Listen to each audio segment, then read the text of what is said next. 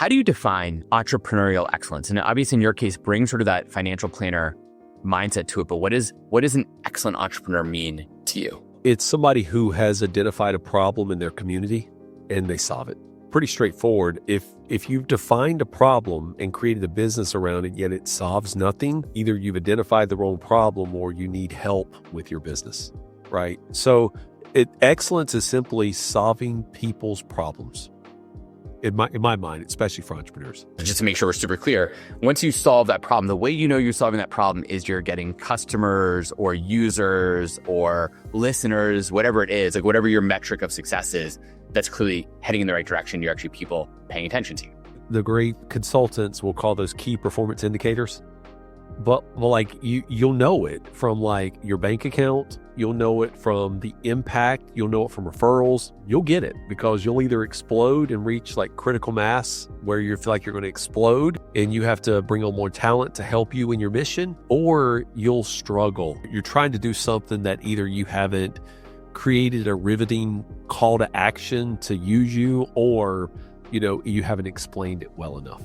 So on that note then, help explain why what you're doing at One Oak is an entrepreneurial excellent sort of outcome, right? Like there are hundreds of thousands of financial planners out there.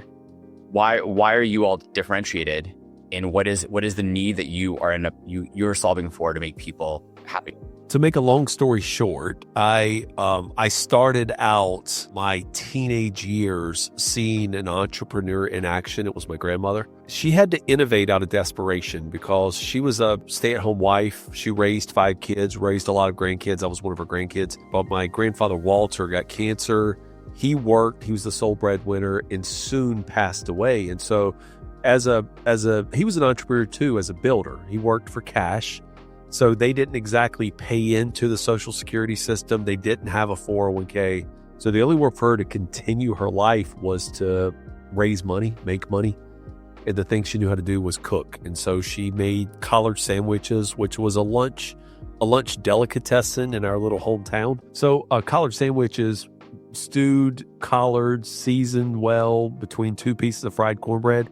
It doesn't take a lot to make them, like, grow them in the garden, put some cornmeal in and put it together. But she was selling collard sandwiches during this point in my life for $5 when you could buy a Big Mac at McDonald's for $1. Wow, so they were really good collard sandwiches. Well, she knew what she needed to live on, to pay the utilities, to pay taxes, she knew what she needed to live on, and she needed to sell it for $5. So she wasn't really selling collard sandwiches. She was selling love. She was selling her story. And I didn't realize that, right, until I became an entrepreneur myself. When I look back on like some of the greatest entrepreneurs, and I started studying Steve Jobs, and I started studying Amazon, and like how they all got started. And then I started thinking, wait a minute, in my life, my grandmother was an entrepreneur. And I saw like what her path was, because that's what she did. She made something in her home. She packaged it up. She sold it, right? She bought booths at fairs. She got places in food stores where she could sell her food. She was an entrepreneur. And so I saw that. So like I counted her money for her. I helped her sell through my teenage years. And I saw the struggle. I saw her struggle with how to deposit money, how to keep records, accounting records. I saw her struggle because there was a stack of bills and not enough money. So not enough money for the number of days in a month. And I saw that. So I wanted to go to college. I was the first person in my family that went to college. Wow. And you sound like you had a big family too. We did. We had a really big family. We were workers, right? Contractors, farmers, worked in factories, worked in grocery stores. We lived a good life. I had a great childhood, but it wasn't like a first class.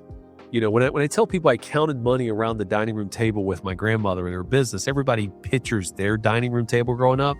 Let me give you the real picture. We were in a 10 by 35 single wide trailer, and the kitchen was 10 by 8, right? It was a kitchen table that sat 4, not comfortably, but it sat 4, and that's where we counted the money.